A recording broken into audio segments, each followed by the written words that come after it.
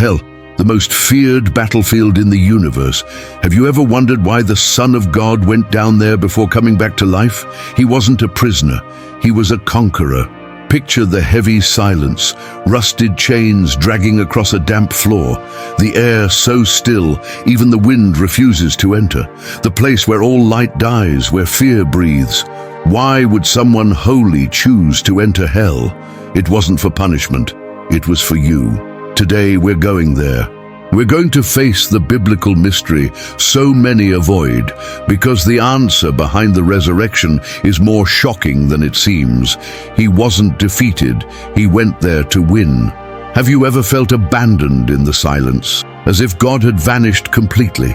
Those 3 days looked like defeat. Friends in hiding, the sky silent, his body in a cold tomb. But there was a greater plan. As it says in the book of Ephesians, chapter 4, verse 9, "Now that he ascended, what is it but that he also descended into the lower parts of the earth? He went down by choice, to take enemy ground, to trample on the fear that enslaves us." Imagine the smell of mold, the creaking of chains, the weight pressing on your chest. It was more than a tomb. It was an entryway. Hell did not receive him as a guest. He stormed in as king. It wasn't punishment. It was divine strategy. He wasn't paying a debt. He had already paid it. He went to collect the ransom with authority. How many times have you asked, why is God silent with me? What if the silence isn't abandonment, but preparation? What if it's the moment he marches out to fight on your behalf? He chose the darkest path to secure your light. He faced all of hell so you would never have to fear again. This isn't just a biblical story. It's your story too, because if he did it once, he's still doing it today. Deliverance, victory, resurrection. If you feel the weight of this message, make a commitment right now. Click like, subscribe to the channel, and turn on the notification bell so we can walk this journey together. Write in the comments, "I trust." Declare your faith even when everything feels dark, showing God and yourself that you trust the one who faced hell itself to give you life. Don't keep this hope to yourself. Share this video with someone you love. Someone today needs to remember there's victory even in hell.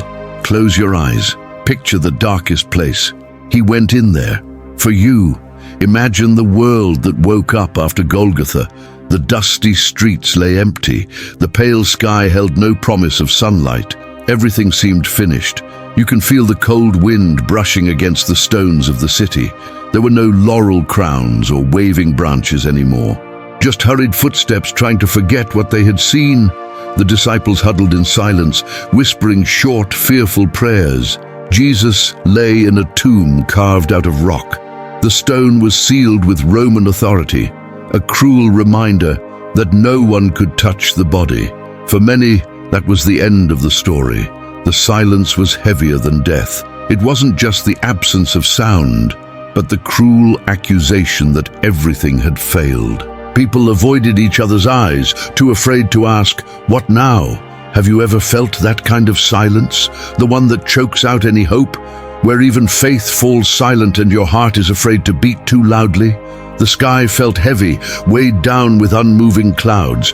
The breeze was cold, as if creation itself was mourning. There were no prophetic voices, no thunder of judgment, only an emptiness that screamed defeat. But was that silence really the end? Or was it the prelude to something no one could imagine? While the guards dozed and the friends wept, Jesus was not inert. He did not remain idle in that tomb. In 1 Peter chapter 3 verse 19, it is written that he went and preached to the spirits in prison. While the world saw a sealed stone, the spiritual realm saw doors being opened. Not doors to keep Jesus in, but to set captives free. Picture for a moment the deepest darkness being cut through by determined footsteps. There was no crowd to applaud, no trumpets, but there was a mission. Hell thought it had won, but he was walking straight toward it, not as a prisoner, but as king. He did not go there to beg for mercy. He went to announce its defeat. Have you ever wondered if the silence you're living through right now isn't abandonment, but divine strategy? What if God seems to have disappeared because he's descending into your personal hell to secure your deliverance? God's silence isn't indifference. It's the preparation for the greatest victory.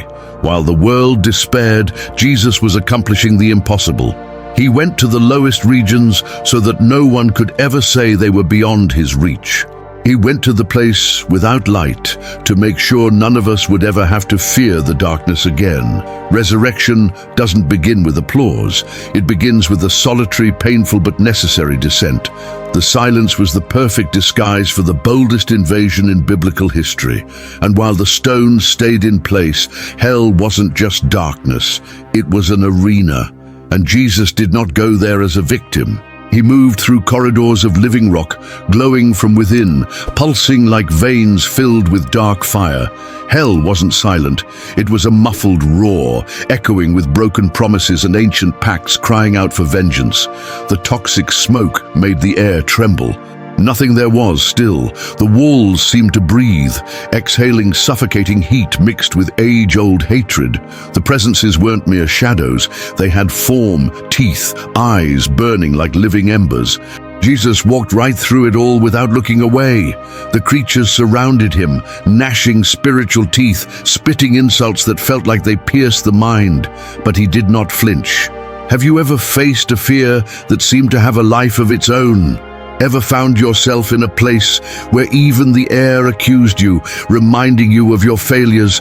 Those were the places he walked, to declare there would be no corner so dark, so corrupt, so dominated by lies that could keep him out. With every step, hell's very structure writhed. Spiritual contracts written in blood screamed as they were erased. Pacts that enslaved souls burned like parchment thrown into fire. The figures around him roared in fury. They knew who he was, but they couldn't stop him. His name was a verdict, as it says in Colossians chapter 2, verse 15. He disarmed principalities and powers, making a public spectacle of them, triumphing over them by the cross. There was no fair trial for the forces of darkness there, only the execution of their sentence. The shadowy presences shrank back in terror, realizing nothing they had could serve as bargaining chips. There was no more negotiation. The price was already paid. The ransom settled. Imagine hell groaning as its chains turned to dust. Imagine the accusing voices falling silent out of sheer impotence. He did not go in there to bargain for hostages. He didn't need to plead for anyone's release. He signed no treaties. He went to disarm, to expose, to humiliate fear in front of everyone. Have you ever wanted to run from your greatest fear? He didn't run. He walked straight up to it and forced it to bow. Hell trembled with every unspoken decree, every invisible proclamation. Ancient curses shattered, freeing those who once believed they were beyond any hope of salvation. He didn't just save, he ripped out fear's roots so no one would ever have to return in chains. The victory was proclaimed without trumpets, only with authority. A king walking among the condemned and declaring, "You no longer rule." That is the essence of deliverance, not escaping in secret, but walking out with your head held high because the enemy was publicly defeated. That is why hell hated this moment, not because he arrived, but because it marked the end of its lie. He didn't come to intimidate the darkness. He humiliated it. And even surrounded by everything most corrupt, he remained unshaken. But he didn't go just to provoke terror in the dark. He went for a confrontation.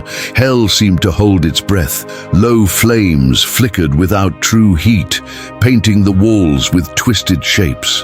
The ground split in living cracks, glowing a dark red like clotted blood. Everything there pulsed with hatred. Jesus did not retreat. He stood firm, like a king demanding an answer. Hell's forces rose around him, shaped into contorted silhouettes. Unrecognizable faces twisted in rage. A dry wind swirled, lifting dead embers, as if even the air refused to help. Have you ever stood face to face with something that wanted to destroy you? Felt the weight of 1,000 accusations that seemed to have all the evidence against you? The voices in hell screamed insults, dredging up old memories, remembered failures. It was as if they wanted to prove no one could ever free those prisoners. But he offered no explanations. He asked for no permission. In Revelation chapter 1, verse 18, it is written, "I am he that liveth and was dead, and behold, I am alive forevermore, and have the keys of death and of hell." Light emanated from him, not like a lamp or torch, but as raw truth. The shadows writhed, trying to flee from a brilliance that didn't burn flesh, but incinerated lies. The rulers of that place gnashed spiritual teeth. Their claws scraped the floor, producing a dull, rusted metal sound. They knew they could not win. He raised his hand. For a moment, the noise seemed to die. The keys shone with a fire hell could not extinguish. They were the symbol of final authority. Picture this moment: fear forced to drop its chains, death without an argument, left to keep anyone locked away. There was no negotiation, no discussion. It was a sentence. Have you ever thought about the power of the one who can silence all of hell just by standing there? Ever wondered if he has that same authority over the fear that corners you today? The oppressive heat retreated. The columns of fire withered, betraying the weakness of the place. The cracked ground sealed itself behind him, as if even hell didn't want to keep the memory of that defeat open. The victory was complete. It wasn't just a rescue. It was a public humiliation.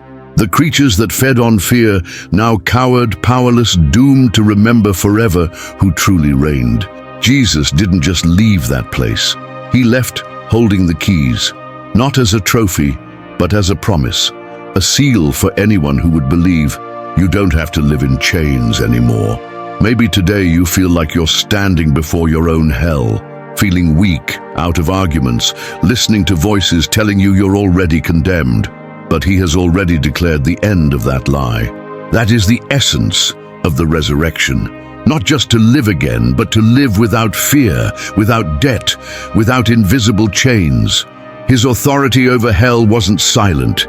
It was declared visible, irrevocable. He wasn't intimidated.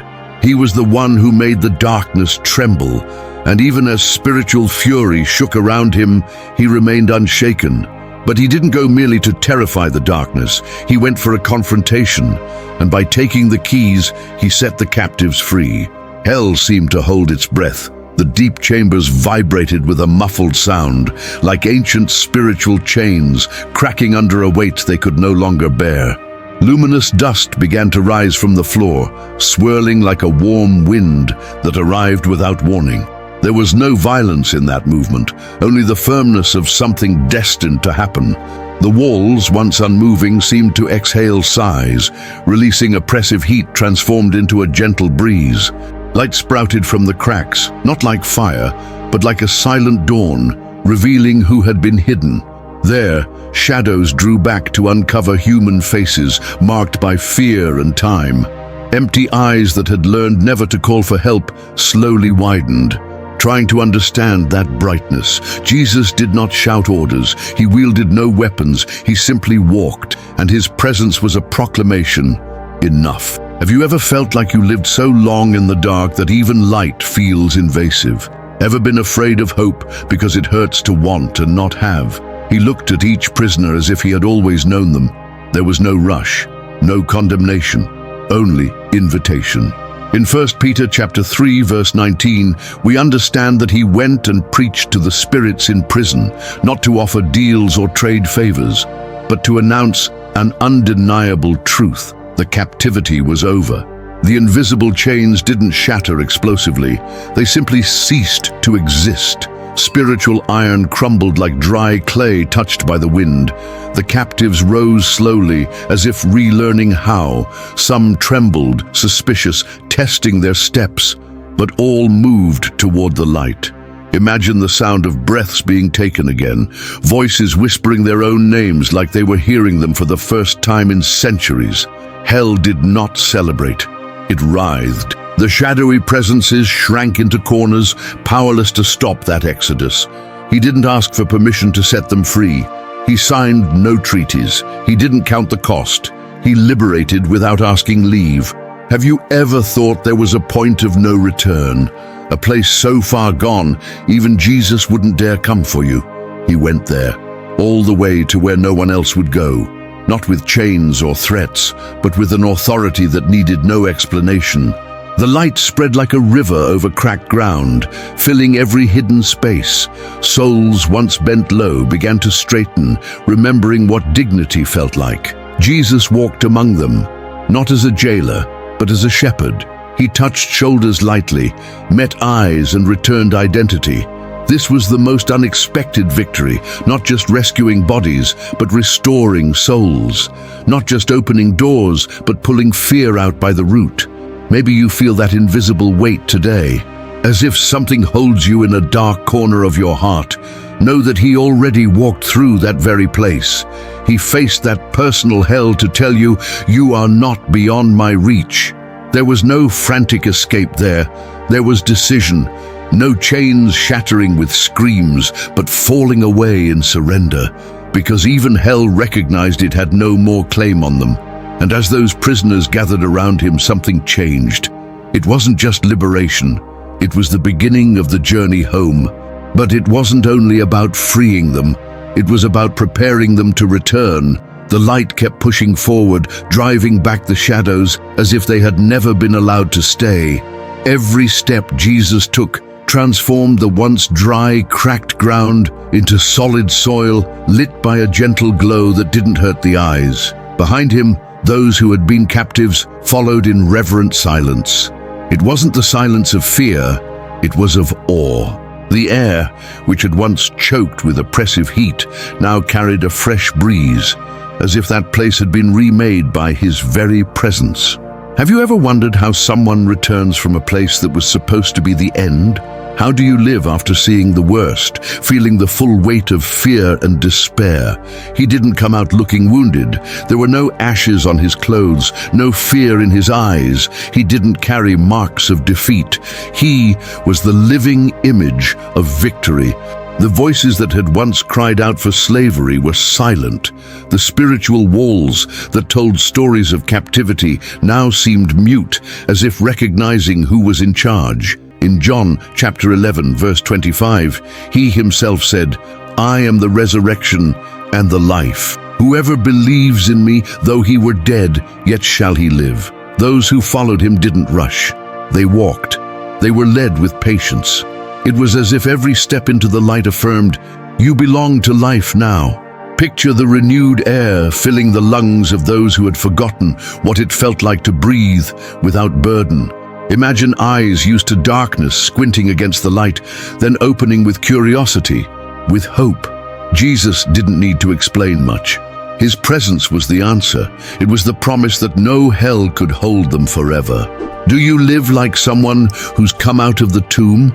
Or do you still drag yourself along as if you don't believe you have the right to be free? The resurrection wasn't just his triumph over death. It was the destruction of every argument fear could make. It was the certainty that nothing can separate you from the light. Those who had been enslaved felt the old weight vanish. It was as if the lies that said, "You're worth nothing," dissolved into the air. They weren't just freed, they were reintroduced to life. Can you imagine the sound of that? Not screams, not chains breaking, but relieved sighs, quiet laughter, tears that cleanse. A choir with no rehearsal, but perfect in the truth it declared, "We are alive." The victory wasn't subtle, it was unmistakable, and it wasn't only for him. It was for all who follow him, for those who understand that living is more than breathing, it's walking with dignity. Maybe today you're tired of the shadows that still cling to you, but he's already shown the way. He's already walked out of there. And if you follow him, you'll never have to wonder if there's enough light for you. His resurrection is yours too. And as he led them out, leaving every trace of hell behind, a question rose in the air, gentle but impossible to ignore. He will return. But the question now isn't about him. It's about you. The air around you feels different, as if even the wind understands there's no reason left to run or hide. The silence here isn't oppressive, it's respectful, like something sacred is happening. You take a deep breath. Your chest rises. You feel your heart beating steadily without stumbling. Because that's what freedom does. It restores life's natural rhythm. Jesus is no longer in hell. He's not in the tomb. He is alive, glorified, victorious. The resurrection isn't just an old memory. It's an open door today, right now. Can you imagine what that means? That there is nothing left with the authority to keep you captive. He faced all of hell. It wasn't a stroll. It was a battle so you could live. Today, you're here hearing this story, not by accident, not just as someone watching, but as someone who needs to decide. Will you? Will you step out of that dark place inside you? Will you open the door he's already unlocked? Will you accept the light, even when it reveals wounds that need to heal? What do you need to be freed from today? Fear, guilt, anger, loneliness? He faced hell to give you victory and life. Not just any life, real life. No invisible chains, no silent screams in your heart. The Bible says in John chapter 11 verse 25, I am the resurrection and the life. Whoever believes in me, though he were dead, yet shall he live. That promise didn't stay buried with him. It rose. And today, it reaches out to you. The light that advanced in that dark place keeps pushing forward even now, touching every corner of your being, revealing, healing, setting free. You don't have to live afraid of hell anymore, because he already went there, not to trap you in guilt, but to call you out. His victory is for you. His resurrection is yours too. Liberation isn't only for those who think they're holy. It's for anyone brave enough to say, I need it. Today is the day to live like someone set free, like someone who walked out of the tomb, like someone who understands there is no accusation left that can silence you. Are you ready for that? Or will you keep waiting for a sign bigger than hell itself being defeated? This biblical story reminds us there is no darkness that can stop God's light. Even hell was forced to give up what was never truly its own. And you, how would you react if you found out you're already free? If this message spoke to you today, don't forget to click like, subscribe to the channel, and turn on the notification bell so you can keep walking this journey with us. And share this video with someone you love. Someone today needs to remember there's victory even in hell. Thank you from the heart for watching. Never forget that Jesus faced even hell itself to give you victory and life. May God bless your life with victory, health, and hope. I'll see you in the next video so we can keep walking together on this journey of faith and learning. A big hug, and may God's grace always be with you.